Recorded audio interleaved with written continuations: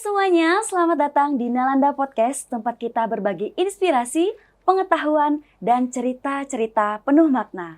Saya Ratna Pudicinsya hari ini tidak sendirian, tapi sudah ditemani oleh Bapak Steve Sujatmiko. Halo Bapak. Halo Ratna, selamat siang. Ya, selamat siang. Gimana kabarnya hari ini Bapak? Sangat seger, happy ya karena tamu kita hari ini ya. Sangat luar biasa spesial ya Pak. Sangat spesial tamu Iya. kita. Teman-teman yang dimaksud oleh Ratna dan saya adalah Bapak Iman Rahman yang saya sangat beruntung sudah bertemu beberapa kali dan belajar sangat banyak ya. Perjalanan beliau sangat spesial, dimulai dari industri sekuritas dan kemudian memegang berbagai peran di PT Mandiri Sekuritas, Pelindo, perusahaan pengelola aset hingga Pertamina. Dan pada tahun 2022 beliau dipercaya untuk memimpin Bursa Efek Indonesia sebagai direktur utama dan hasilnya bisa kita bicarakan hari ini. Ya tentunya kita bukan hanya membicarakan tentang karir beliau ya Pak ya hari ini. Iya. Kita juga akan menanyakan sesuatu yang kita nggak pernah tahu nih sebelumnya. Mulai dari nilai-nilai hidup beliau dan pengalaman serta pembelajaran yang bisa kita petik pada hari ini. Untuk itu boleh kita sapa beliau Bapak? Yuk. Iya, kita sapa Bapak Iman Rahman. Halo Bapak. Halo, apa kabar? Selamat siang, Ratna, selamat Pak datang Steve. di Nalanda Bapak. Terima kasih. Ya, hari ini sangat luar biasa bagi kami Nalanda Pak bisa kedatangan tamu spesial Bapak Iman Rahman. Terima kasih. Iya, kami juga ucapkan terima kasih Pak. Hari ini sudah meluangkan waktunya untuk datang ke Nalanda Podcast. Baik. Iya, gimana kabarnya hari ini Bapak? Baik, Ratna, Pak Steve, dan juga saya rasa terima kasih yang sangat besar dari saya karena hari ini saya telah diundang di acara Nalanda Podcast hari ini. Iya Bapak. Sebelum kita tanya lebih dalam nih, saya penasaran apa nih aktivitas atau kesibukannya belakangan ini Bapak? Ya, memang sejak saya kebetulan mungkin kita semua tahu saya resign pada bulan akhir Januari tahun ini, saya mencoba melihat beberapa peluang usaha. Terutama dengan background saya, kemarin sampaikan oleh Pak Steve tadi, background saya sebagian besar adalah investment banker. Lebih dari 20 tahun sebagai investment banker dan juga di BUMN. Nah, jadi saya sedang melihat beberapa kegiatan-kegiatan terkait dengan investment banking saat ini. Dan kebetulan saya baru saja menjadi representatif dari satu private equity yang berbasis di Amerika. Wow. Oke, luar biasa. Wih, itu tuh kesempatan yang hebat ya Pak. Ya, Tapi dalam ekonomi seperti ini gimana menurut Pak? Tetap bagus ya? Ya, justru yang menarik makanya 4 bulan ini saya lihat bahwa kondisi ekonomi one thing. Tetapi bagi saya terutama investment banking, ini kesempatan. Tantangan itu adalah kesempatan bagi kami kalau kita lihat. Karena artinya dengan kondisi saat ini, inilah kesempatan untuk berinvestasi. Makanya kenapa tadi saya sampaikan di awal, saya interest untuk bergabung dengan satu private equity dari US adalah saya ingin bahwa dana-dana asing bisa masuk ke perusahaan-perusahaan di Indonesia. Sehingga dengan kondisi yang saat ini waktu yang sangat baik untuk melakukan investasi. Sehingga ketika ekonomi baik, kita sudah ready dengan investasi yang dilakukan. Luar biasa. Belum lama ini Pak, baru berapa menit video kita. Udah dalam sekali jalan dengan beliau. Iya, tapi jangan buru-buru Pak Steve dan Pak Iman. Saya masih penasaran nih tentang sisi personal dari Pak Iman Rahman. Yang kalau kita tahu dari perjalanan karir Bapak, kami ingin tahu nih Pak, sisi lebih personal ya. Jadi kalau hari ini Bapak memperkenalkan diri nih kepada penonton kita, terlepas dari jabatan ataupun pencapaian yang telah Bapak miliki, kalau ditanya secara deskripsi nih Pak, siapa sih sebenarnya sosok Iman Rahman? Ya, kalau saya pribadi mendeskripsikan saya adalah seorang yang selalu team player. Ya, jadi ini selalu indikasi yang saya lihat dimanapun saya berada, saya adalah team player. Jadi walaupun posisi apapun, saya selalu mengajak apakah bawahan atau tim saya, direksi, untuk mencapai tujuan. Karena terus terang, ini filosofi saya ya. Saya dulu selalu cerita kalau secara personal bahwa saya ini terus terang adalah orang yang, kebetulan saya senang sepak bola. Jadi klub, karena saya sekolah, kebetulan master saya di Inggris, klub yang saya senangi waktu saya sekolah tahun 95 adalah Arsenal. Kenapa? Karena Arsenal saat itu adalah young guns. Mereka punya tim yang muda-muda, harganya belum mendunia, dengan tim yang cost-nya mungkin efisien, tapi mereka bisa juara Wow. di Liga Inggris. Iya. Sehingga dan mereka percaya bahwa teamwork itulah yang membuat mereka bagus. Bukan Dan kepada Arsenal itu kekuatannya ada di teamwork. teamworknya mereka, Iya. Pak. Iya. dengan seorang pelatih Arsene Wenger saat itu. Oke, Luar oke, oke. biasa. Jadi gimana peran kalau Bapak sangat tertarik dengan tim ya? Saya sedikit condong kepada coach-nya, Pak. Oke. Jadi gimana menurut Bapak peran coach di sana, Pak? Iya, justru itu. Makanya saya bilang tadi bahwa ya tadi Arsenal dengan Arsene Wenger coach-nya Iya. itu bagaimana dia meramu. Oke. Saya kadang-kadang ketika tadi diceritakan Pak Steve kan dari mulai Mandiri, Sekuritas, Pelindo dan sebagainya, saya nggak punya luxury untuk punya tim. Iya. Timnya sudah ada. Oh, Ya, dan saya orang yang percaya dari manapun saya ada, biasanya saya akan pupuk yang dari dalam, Pak. Saya tidak mentransfer dari luar oke. karena saya percaya yang di dalam ini punya kemampuan. Tinggal bagaimana coachnya tadi Oke. menjirigenin, ya, Hmm. memadukan mereka sehingga mereka menjadi tim yang kuat. Oke. Jadi itu yang saya selalu lakukan, Pak, ketika saya masuk satu perusahaan, saya tidak pernah bawa orang, Pak. Oke. Jadi saya bukan orang yang pindah satu perusahaan, Terus bawa tim. Wah, Kecuali, tapi saya bilang kepada tim saya, Pak, ketika masuk, saya sampaikan secara belak-belakan bahwa kalau saya nggak dapat di internal, saya akan cari di luar. Iya.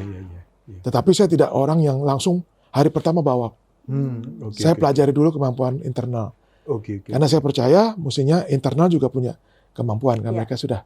Dan saya rasa sudah tahu di dalam perusahaan. Jadi pada situasi di mana Bapak masuk itu, Bapak terpaksa harus adjust juga kepada budaya yang sudah ada, gitu ya. Dan mereka juga harus adjust kepada stylenya Bapak, gitu. Iya. Betul, Pak. Karena jadi saya selalu, Pak, kalau di setiap perusahaan, saya tidak pernah membawa obat generik untuk perubahan. Ya memang secara teori ada kan, Pak. Iya. Tetapi saya selalu melihat yang saya sebut dengan kearifan lokal, Pak. Jadi ketika sebagai C-level di Pelindo, Iya. saya menyesuaikan culture yang ada. Misalnya selama ini saya kan di sekuritas ya, Pak. Iya. Dunia yang keuangan dan sebagainya, Betul. saya mesti sedikit mengadjust ke dunia pelabuhan. Wow. Ketika di Pertamina juga saya mengadjust. Oke. Nah, sambil menemukan formula yang pas. Sama ketika saya juga di bursa, tentu saja tidak mungkin hal yang Pertamina saya masukkan 100% ke dalam bursa. Iya. Jadi tadi kearifan lokal itu sangat penting buat saya. Oke. Luar biasa. Jadi harus tetap menyesuaikan dimanapun kita bertugas Betul. ya, Pak ya. Luar biasa. Nah, Pak, kita penasaran juga nih. Kalau melihat perjalanan Bapak hari ini nih, apakah Bapak pernah terbayang waktu masa muda dulu akan menjadi seorang pemimpin di institusi besar seperti Bursa Efek Indonesia? Nah, mungkin sedikit ke belakang ya, Pak ya. Ini Ya. saya ingin cerita, selalu saya cerita ketika sharing mengenai leadership. Saya ketika berusia 26 tahun mulai, Pak.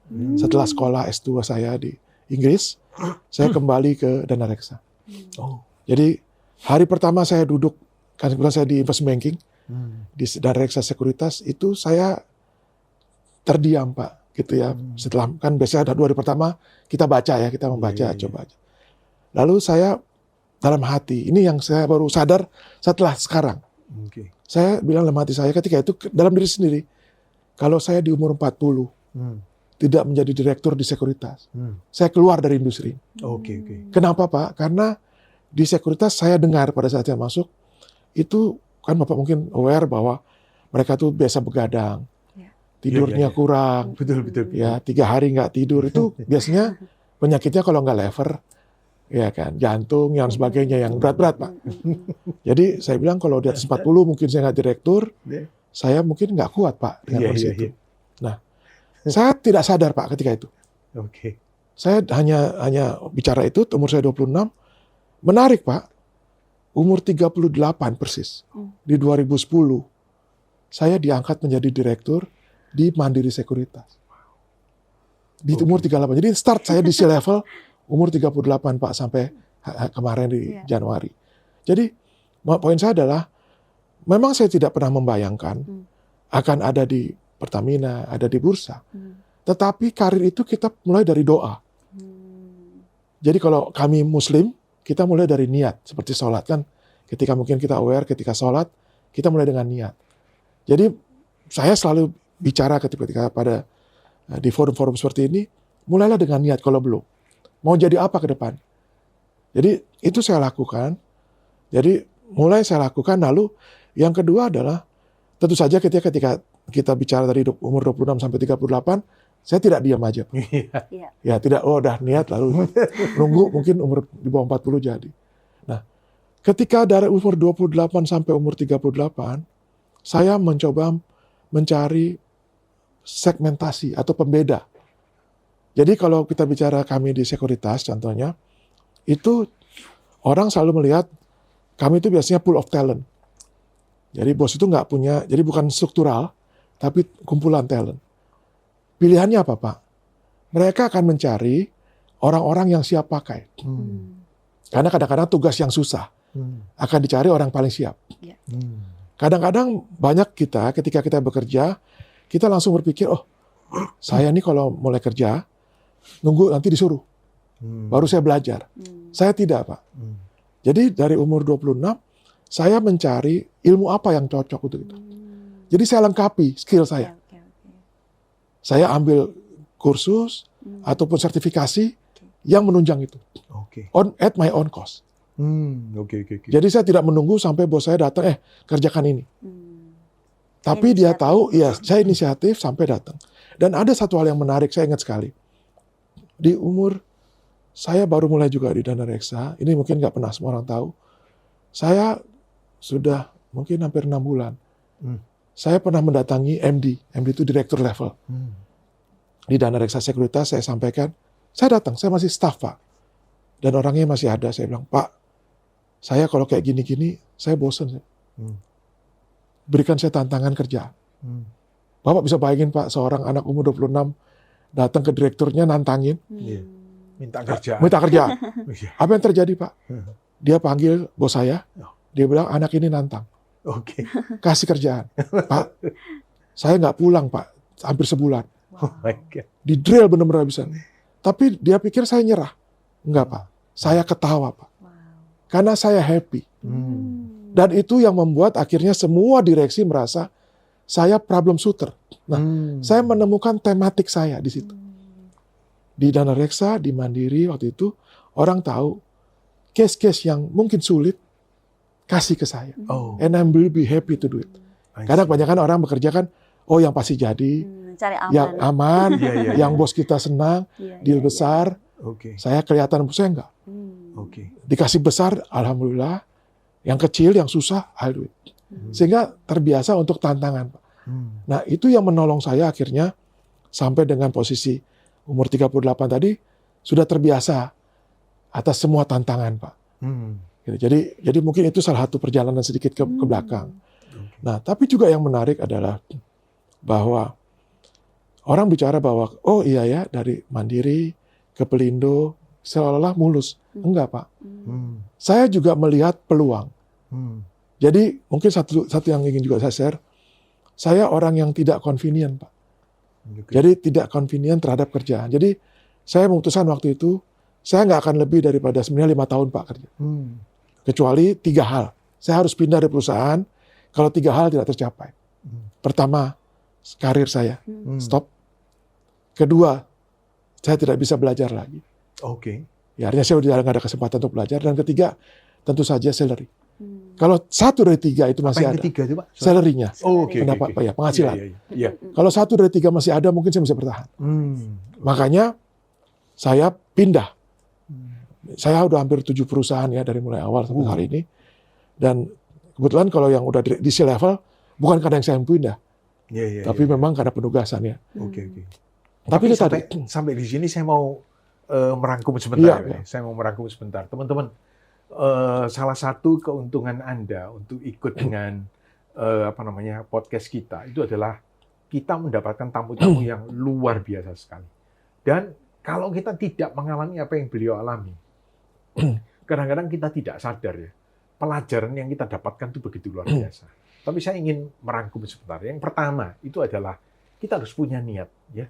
Jadi itu penting sekali. Itu ditegaskan oleh beliau. Ya. Kita harus punya niat. Dan yang kedua, ketika kita sudah punya niat itu, dengan niat itu kita mempersiapkan diri kita. Kita tidak menunggu sampai ketika itu diberikan kepada kita, tetapi kita mempersiapkan diri kita sehingga ketika opportunity itu terbuka, maka kita sudah siap ya.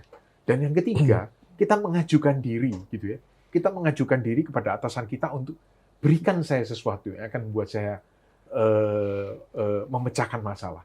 Berikan saya sesuatu yang bisa membuat saya lebih bermanfaat bagi organisasi ini, gitu ya, teman-teman. Jadi menurut saya, kalau di antara kalian ada yang menonton ini dan kalian masih muda, serius ya, ini 3 hal yang kalian akan jarang dengar dari tempat lain. Oke, Pak, silakan. Ya, jadi Terusin dia. baik tadi apa yang disampaikan Pak Stephen ini clear Pak, sangat benar, dan itu yang saya justru rasakan setelah sekarang. Jadi itu yang memperkuat saya mentality dan sebagainya. Nah, tetapi ada hal yang menarik bahwa orang juga mungkin nggak sadar ketika saya di BUMN, saya mulai dari Pelindo menjadi direktur keuangan. Lalu saya pindah dari Pelindo 2 yang lebih besar ke Pelindo 3 yang lebih kecil secara revenue. Banyak orang melihat bahwa ini kalau bagi orang mereka mungkin patah hati Pak karena pindah ke yang lebih kecil. Kemunduran. Biasa orang akan merasa kecil hati. Saya merasa enggak. Ini justru kesempatan kita untuk membuktikan bahwa kita mampu. Nah, lalu setelah itu saya nggak lama Pak, hanya 10 bulan di Surabaya, Pelindo 3. Saya kebetulan dapat tawaran untuk menjadi dirut di PPA. Apa itu Pak? PPA itu dulunya adalah BPPN Pak. Atau IBRA, dulu cikal bakulnya BPPN. Zaman krisis. Lalu karena asetnya sudah sebagian dikembalikan ke negara, BPPN itu menjadi PT PPA. Dan dia merestrukturisasi, tugasnya restrukturisasi. Jadi 10 bulan saya ditawarin untuk menjadi dirut di PPA. Pertanyaannya, banyak banget dong itu Pak. Iya, asetnya banyak Pak. Jadi ada beberapa perusahaan yang dikelola. Nah, waktu itu pilihannya adalah orang merasa, PPA mungkin secara pendapatan lebih kecil daripada Pelindo 3, direktur keuangan, walaupun dia dirut. Tapi ada orang, ini tadi juga, ada orang nggak berpikir bahwa kalau kita mau menjadi direktur keuangan di BUMN lebih besar, saya mesti punya CV yang lebih tinggi dari direktur keuangan. Which is apa Pak? Dirut. So I take the opportunity. Sebenarnya saya ambil PPA, orang nggak pernah kebayang. Tapi tujuan saya adalah mencari BUMN yang lebih besar lagi untuk direktur keuangan. Jadi ketika saya disandingkan dengan calon lain, saya pernah mantan dirut. Nah, itu kan hal yang bagaimana melihat bisnis tadi. Opportunity itu kita lihat. Jadi saya mundur 10 bulan jadi dirut PPA hanya 10 bulan, lalu ke Pertamina. Nah, tentu saja ketika ke Pertamina, dari kandidat yang ada, orang nggak akan bertanya karena saya pernah dirut. Jadi secara strategi itu. Iya, strategi juga penting. Jadi yang di samping sampaikan Pak Steve tadi, satu lagi tambahannya strategi. Bagaimana melihat peluang. Peluang tanpa strategi kurang maksimal ya Pak ya. Sama ketika saya dari Pertamina pindah ke bursa. Terus terang bukan saya bilang tetapi CV saya menolong saya 50% untuk menang. Karena by CV yang ada itu membuat saya secara fit and proper udah setengah menang kan gitu. Nah, jadi artinya kita bagaimana perjalanan kita mengisi itu juga penting. Tetapi yang saya ingin juga sampaikan adalah bukan berarti pindah-pindah dengan waktu yang pendek itu juga bagus. Jadi saya sampaikan di awal, saya nggak akan lebih dari 5 tahun sebenarnya. Kecuali 3 hal itu tidak tercapai. Jadi saya spend paling lama di Mandiri, kenapa? Karena garis saya merangkak naik Pak. Dari EVP sampai direksi. Jadi saya bisa bertahan lebih lama karena kesempatan karir saya terbuka di situ. Sampai saya habiskan direktur investment banking di Mandiri Sekuritas. Jadi 4 hal tadi menurut saya hal yang penting. Saya pelajari dan hari ini menjadi goal ya bagi saya yang terus terang saya ingin share. Kalau saya ada kesempatan seperti ini saya share. Ini loh yang saya lakukan. Gitu. Selain dari 4 poin tadi Pak, tentu banyak sekali proses yang belum diceritakan. Nah, kita ingin tahu nih Pak, apa momen atau fase hidup yang membentuk Bapak hingga jadi seperti sekarang? Iya, sebenarnya saya di awal saya bilang bahwa saya orang yang working team. Ya. Saya selalu bekerja dengan tim karena saya percaya tim akan lebih baik daripada seorang yang jago. Jadi saya lebih butuh mungkin tim yang skillnya tidak di atas tinggi ya, excellent, tapi mau bekerja sama, Pak. Dan saya orang terus terang sangat terinspirasi salah satu perusahaan swasta besar kita, Pak.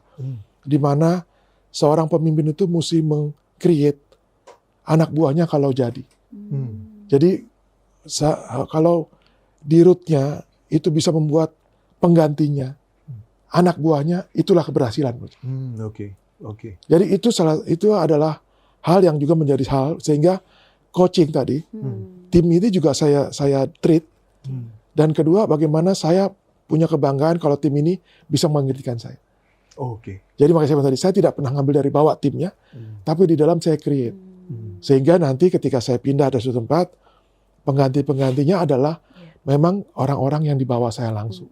Atau saya ajarkan ya, nilai-nilai.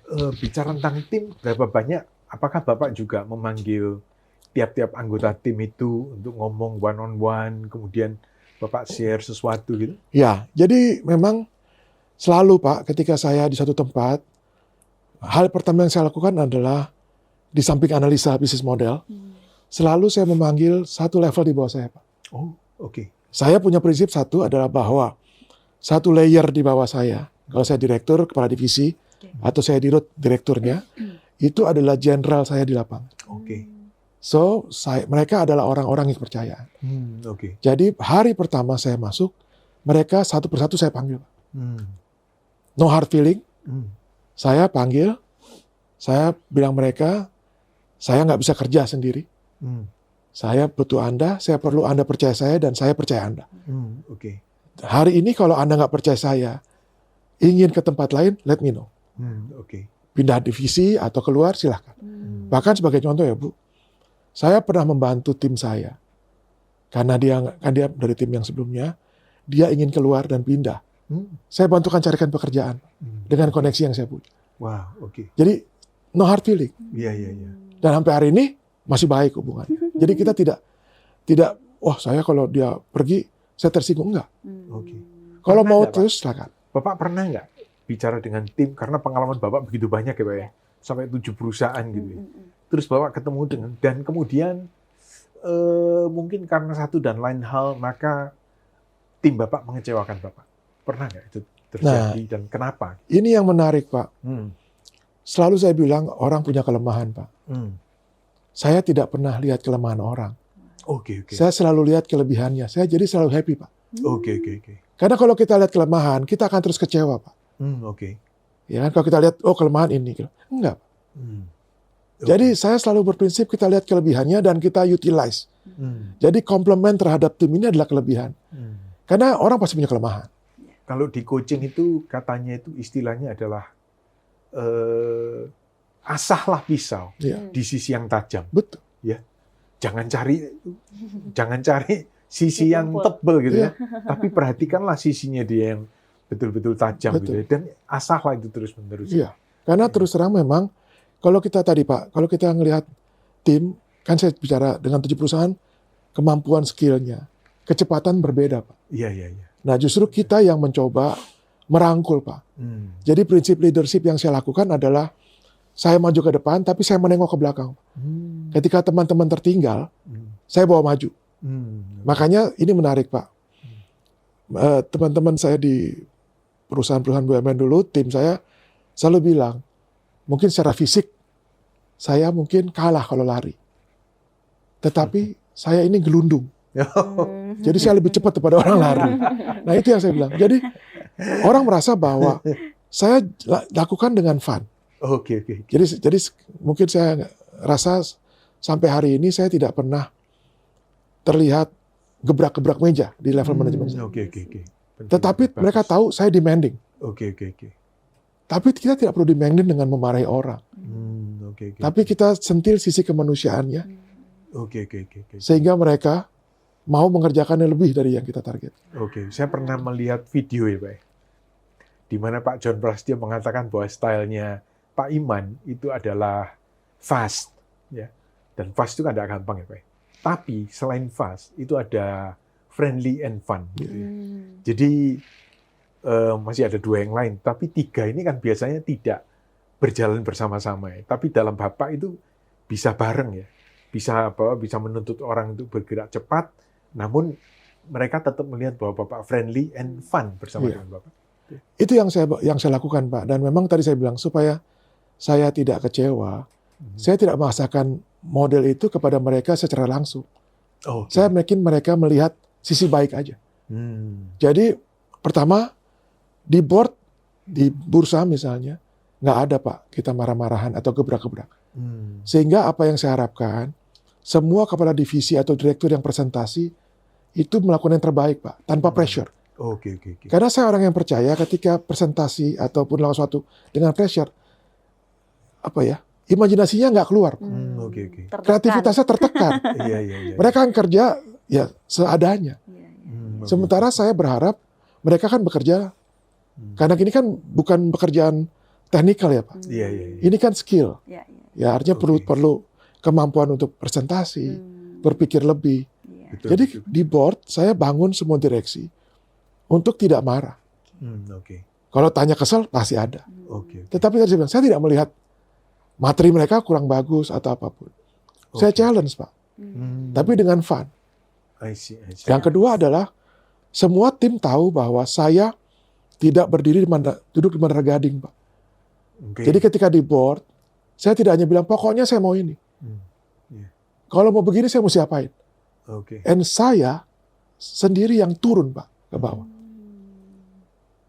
Walaupun capek ya Pak? Ya, akhirnya memang capek. Tapi karena senang, tadi saya bilang, karena fun, saya melakukan itu dengan fun. Dan saya ingin terus terang membagi apa yang saya punya. Saya memang tidak suka, nggak bisa nulis, nggak bisa ngajar. Tetapi saya ingin apa yang saya lakukan ini menjadi pelajaran. Jadi apa yang pernah saya lakukan, saya challenge Pak. Saya challenge semua sektor, saya lihat mana yang perlu perubahan. Jadi semua direksi di bursa, saya challenge Pak. Kami challenge semuanya tapi saya tahu bahwa sesuatu itu ada proses.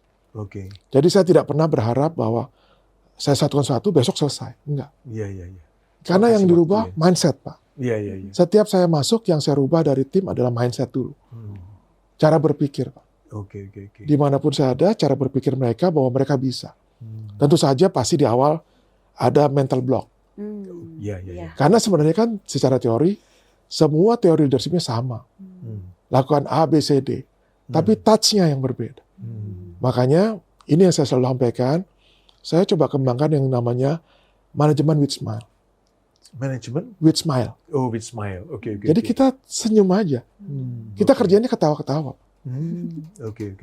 Itu yang saya lakukan. Jadi sebagai contoh, 1,5 tahun di Pelindo 2, laba Pelindo 2 the highest ever. Sebelumnya.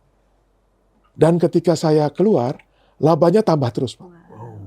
Artinya tidak ada bom waktu yang saya tinggalkan kepada pengganti. Betul. Karena prinsip saya tadi, Pak, siapapun yang menikmati hasil, nggak apa-apa. Dan horizon saya bukan masa periode jabatan. Horizon saya adalah bahwa saya cukup senang melihat kalau ternyata company yang saya tinggalkan tumbuh lebih baik dari saya.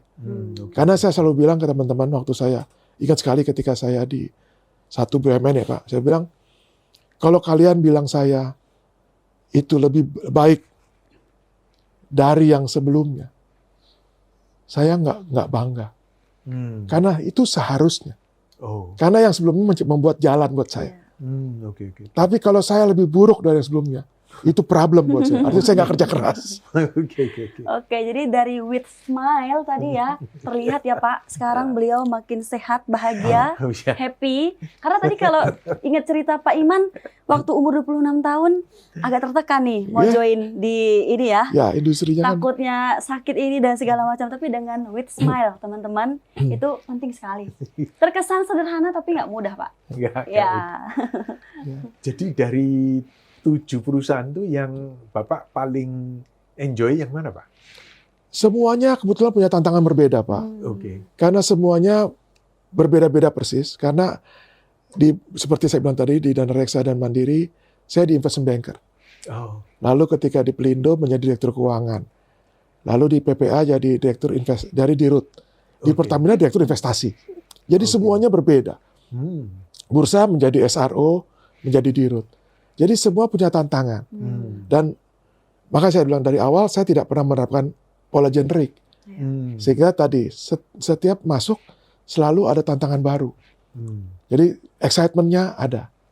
Mungkin ya Pak, mungkin dari pirsawan kita itu mungkin bertanya-tanya ya, dengan role yang begitu berbeda-beda dan dengan tanggung jawab yang begitu besar karena ada di atas, apakah ilmunya itu tidak semuanya berbeda-beda gitu? Dan apakah Bapak punya waktu untuk menguasai ilmu yang dituntut itu? Iya, banyak orang lupa bahwa C-level atau direktur level itu is about leadership dan helicopter view. Bukan operation. Bukan operation technical. Tadi saya bilang, bisa dibayangkan saya direktur investasi di Pertamina yang bicara dengan insinyur tambang. Anak buah saya sebagian besar insinyur tambang.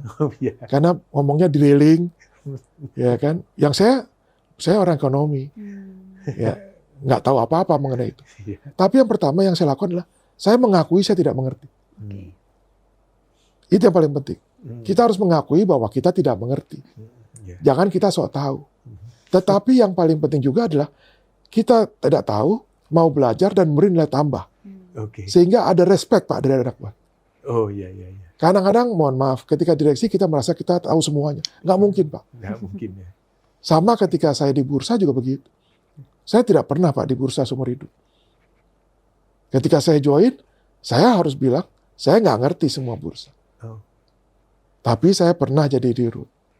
Nah, jadi apa yang saya lakukan adalah saya belajar tentang pasar modal di bursa dengan ilmu-ilmu saya di sebelumnya. Saya coba beri nilai tambah. Itulah yang saya lakukan. Memberikan perspektif yang berbeda. Berbeda. Melihat sisi lain yang kita bisa perkuat dari tempat kita yang sekarang. Iya, dan memperkaya mereka yang sudah ada. Betul. Iya, betul. Oke, jadi kalau Bapak lihat anak-anak buah Bapak ya, yang begitu banyak gitu selama ini, Bapak punya nasihat nggak Pak untuk teman-teman yang lagi berusaha untuk maju gitu ya? Sifat atau sikap apa yang seharusnya mereka bawa ke perusahaan, ke organisasi? Ya, yang pertama adalah kalau saya pribadi, saya mesti punya yang namanya nilai jual. Karena saya profesional. Saya pure profesional. Saya harus tahu nilai jual saya, itu kan Pak. Jadi kita tahu nilai jual saya. Artinya apa? Kita equip diri kita. Apa yang bisa saya tawarkan? Apa yang bisa kita tawarkan? Jadi jangan berpikir bahwa oh saya ini kan jago, enggak. Jago itu yang menilai bos kita. Itu yang saya kembang. Tetapi kita mempersiapkan diri kita bahwa kita memang harga kita segitu. Jadi baik dari pekerjaan, dari waktu, dari ilmu kita bantu ke arah sana. Jadi tidak pernah berhenti untuk terus. Jadi itu yang saya lakukan. Jadi buat yang muda-muda terutama equip diri kita. Lihatlah dirimu gitu ya. Lihatlah dirimu di cermin, teman-teman. Dan kemudian lihatlah apa yang bisa saya tawarkan gitu ya. Lalu apa lagi? Ya, yang kedua adalah bahwa tadi kan kita lihat tawarkan. Yang kedua, bagaimana kita melihat peluang, Pak. Peluang tidak pernah datang dua kali. Kita mesti cepat. Dan seperti saya bilang tadi, saya pernah mengalami masa dari perusahaan lebih besar ke lebih kecil. Tetapi dibalas ke perusahaan yang 100 kali lipat. Luar biasa. Pindahnya. Dan itu hanya sekitar 2 tahun.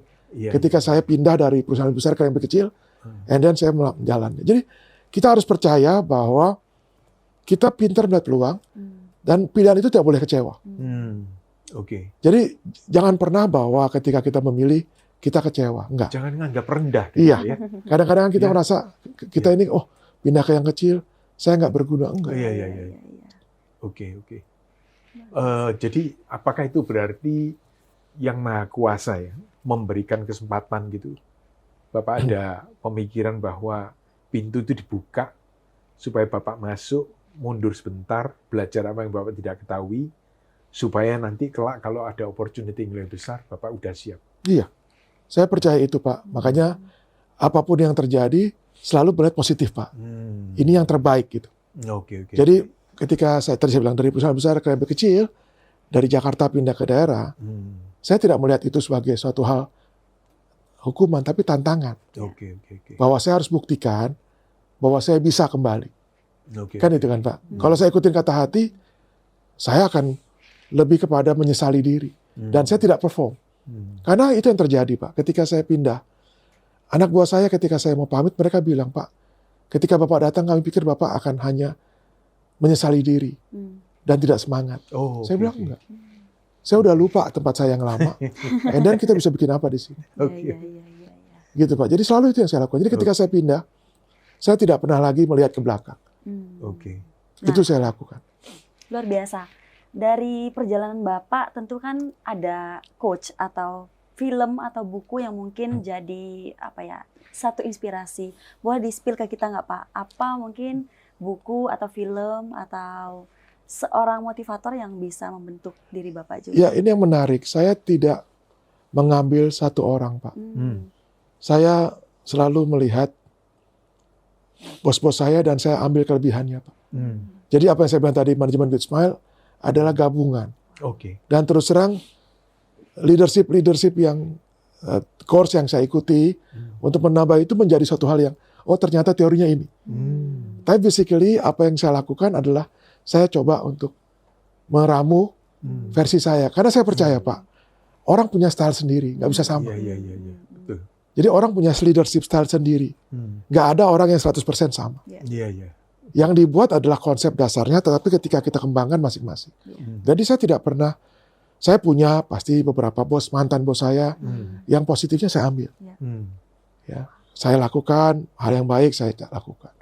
Tapi kalau misalnya ditanyai itu ya Pak, ada nggak bacaan atau buku yang ketika Bapak baca, Bapak bilang, wah bagus ini, untung saya baca buku ini, misalnya. Iya, saya terus terang karena banyak hobi baca Pak. Ya, saya nggak ada satu spesifik Pak, leadership dan sebagainya. Jadi saya lebih senang baca, lalu ada sarinya saya masukkan. Saya nggak fanatik ke satu leadership. Bahkan saya terus terang, ini yang mungkin orang mungkin nanti bicara bahwa ini terlalu agamis atau apapun. Saya coba, biasanya bukan orang yang ustadz dan sebagainya. Saya sebagian kecil sebenarnya mencoba mencontoh apa yang dilakukan oleh Nabi kami, Nabi Muhammad. Kecil-kecilnya adalah beliau itu Pak ketika berbisnis, dia bicara cost-nya Pak, bukan berapa yang bakal dibayar, harganya. Jadi itu poinnya adalah, saya kalau bicara service yang saya kasih, saya bicara cost saya punya berapa. Bukan saya bakal untung berapa. Sehingga on top of untungnya adalah pemberian. Sehingga kekecewaan yang saya bilang tadi nggak kecewa Pak. Jadi dasar ekspektasi saya tidak tinggi. Karena cost yang saya keluarkan hari ini. Jadi makanya jadi orang sekarang Pak. Jadi ketika saya pindah dari Pertamina ke bursa, financially mungkin lebih rendah. Orang bilang, mau. Pasti gitu kan? Enggak. Karena dasar cost saya tidak setinggi itu. Jadi orang tidak berpikir, saya kecewa. Enggak. Jadi pindah dari yang besar ke kecil tidak, karena cost saya. Saya punya living cost yang bukan bicara, saya punya target hidup saya sudah X. Enggak. Jadi menurunkan revenue-nya saya selama di atas cost-nya. Kan lebih mudah, Pak. Tidak ada kekecewaan gitu menurut saya. Kalau Bapak bicara tentang sang nabi gitu ya, spiritual gitu ya. Bapak melihat faktor spiritual berapa besar bermain di hidupnya Bapak ini? Ini yang menarik Pak. Mungkin saya sedikit agak. Kalau sebelumnya, saya ini tahun 2020 kena COVID parah Pak. 2020. Ini mungkin makin memperkuat ya Pak. Dulu saya memang sudah lakukan, walaupun saya sebenarnya bukan orang yang spiritual, artinya lakukan itu, tapi saya coba melihat beberapa positif ya. Makanya saya lakukan contoh-contoh. Nah, tetapi sejak 2020 saya kena COVID parah, Pak. Saya hampir di ICU cukup lama. Dan saya melihat di rumah sakit tertentu Iya, di Indonesia Pak. Saya di saat bulan saya waktu itu direksi salah satu BUMN yang punya rumah sakit cukup besar. Jadi hampir 3 bulan saya ada di rumah sakit karena COVID cukup parah. Dan saat itulah saya mungkin dalam kondisi near to death. Ya, hampir near death. Jadi in between. dalam kondisi yang sudah parah, sudah ventilator. Saya justru melihat banyak hal yang menurut saya memperkuat setelah itu. Apa yang sudah saya lakukan memperkuat setelah itu bahwa sekarang ini kondisinya bahwa duniawi bukan lagi pilihan buat saya. Oke. Ya, artinya gini Pak, saya kan investment banker, Iya. real capitalist, Ya, itu sangat duniawi. sangat duniawi, dan kepala saya juga kapitalis kan. Lalu direktur keuangan, Iya, dan iya, sebagainya. 2020 itu merubah mentality. Physically enggak. Oh. Karena banyak hal yang terjadi saat itu membuat saya merasa bahwa hidup ini adalah antara, Pak. Mungkin orang nggak percaya. Makanya saya sampaikan juga bahwa physically saya nggak berubah, tapi mentality-nya berbeda. Nah, inilah yang saya lakukan hari ini. Mentality-nya jauh berbeda. Artinya apa, Pak? Hidup ini adalah antara itu?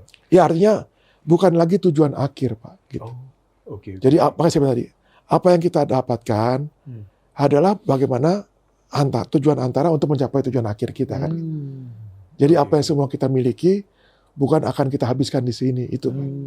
Jadi, tadi saya bilang tadi, menerima takdir, ya, ketika pindah dari perusahaan besar ke kecil, melihat peluang itu ada, dan percaya terjadi menjadi satu hal yang kita yakini bakal terjadi. Jadi kita selalu punya ekspektasi yang positif, Pak. Karena saya selalu percaya aura positif itu penting. Karena kalau kita membawa aura positif di dalam satu lingkungan, maka tujuannya tercapai, Pak.